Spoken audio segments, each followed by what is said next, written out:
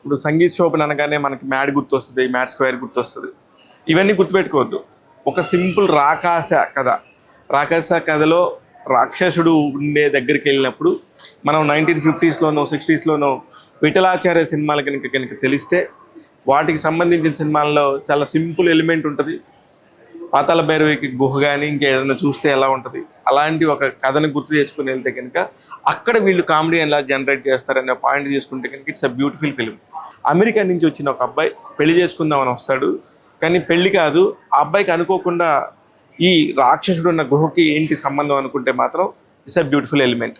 Photography చాలా బాగుండింది, అలాగే అనుదీప్ సంగీతం కూడా చాలా బాగుంది.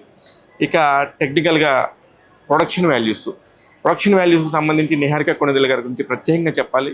చాలా చాలా బ్యూటిఫుల్గా, అంటే ఈ బడ్జెట్స్కి ఇవి వర్కౌట్ అవుతాయి అని ఆలోచించకుండా వీళ్ళు చాలా పెద్ద ఎత్తున చేశారు. మధ్యలో ఒక సాంగ్ వస్తుంది చాలా పెద్ద ఎత్తున.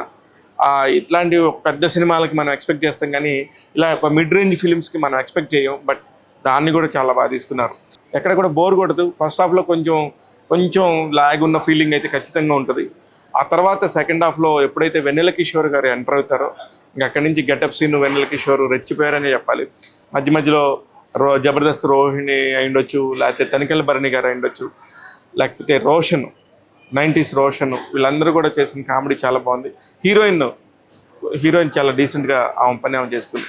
ఇలాగా మిగతా సినిమా క్రాఫ్ట్కి సంబంధించిన అంతా కూడా బాగుంటే ఒక ఎక్కడ ఎమోషన్ ఉందంటే ఒక రాక్షసుడికి కూడా ప్రేమ ఉంటుంది, ఒక చంటి పిల్లని కూడా ఎంత బాగా ప్రేమించేస్తాడు అనే పాయింట్ మాత్రం నాకు చాలా బాగా నచ్చింది.